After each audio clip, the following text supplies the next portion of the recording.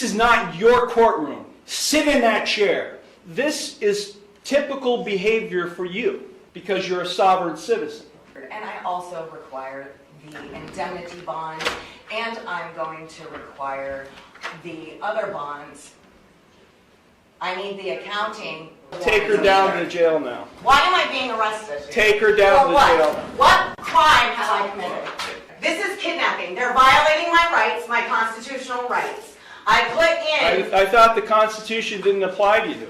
This sovereign citizen strolled into court thinking she could run the room with some bond and accounting nonsense that she memorized off the internet. The judge let her get a few words in, then shut it down cold and made it clear that this was not her courtroom. What happens next escalates faster than she expected, but let's get right into it. Ms. McHenry entered no plea to charges of no operator's license and expired plates, each of which is a minor misdemeanor, on December 17th, 2024. I scheduled it for a bench trial for January 8th of 2025. Ms. McHenry was given notice of that bench trial. I have a signed receipt in the file showing she got notice of that bench trial.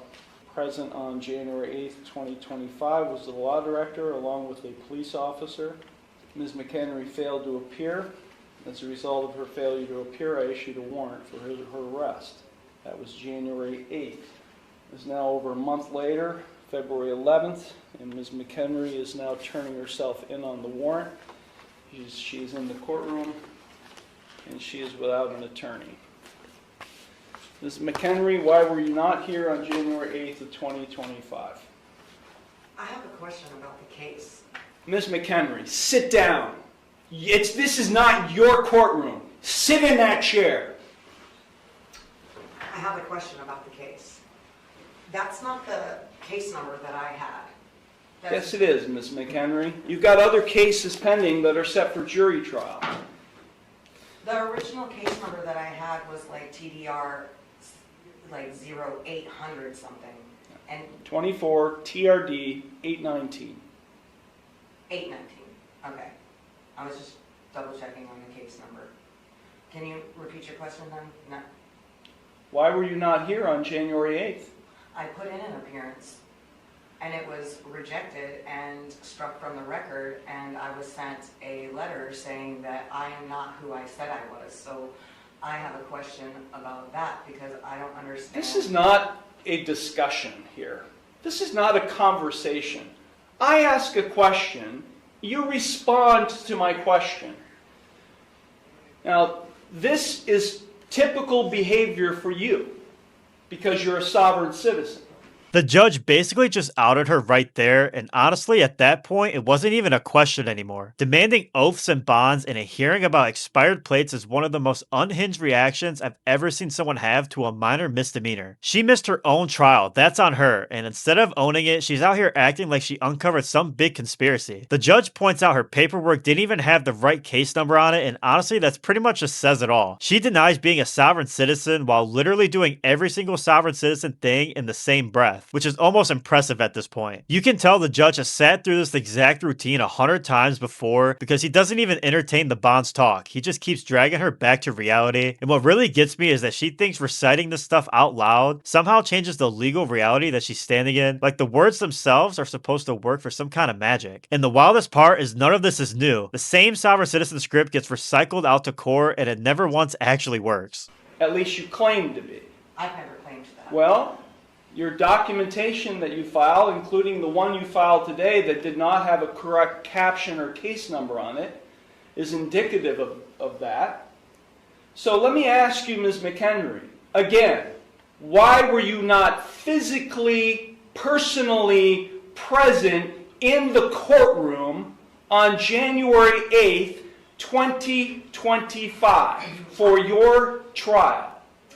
I need the oath and bonds to be put for each person acting as a public official in this case who is acting as a public servant to be put on the record. And I also require the indemnity bond, and I'm going to require the other bonds.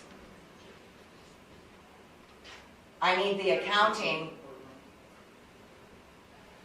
Please, for the record, let it be known that you exited I while did. asking? I exited the courtroom and asked a police officer, Who probation has officer. the indemnity bond?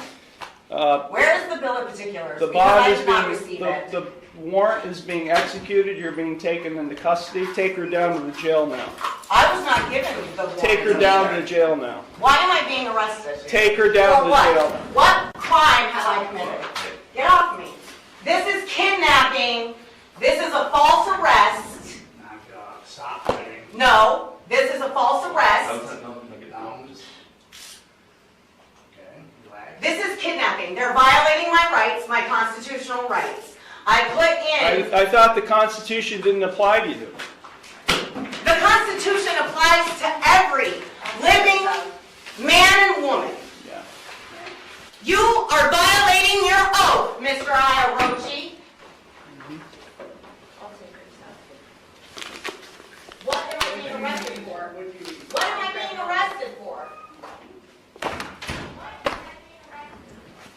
Okay, with respect to the rest of you here today, good morning. My name is Nick Iarochi. I'm the judge, and this is your initial appearance hearing on traffic-related charges that have been filed against you.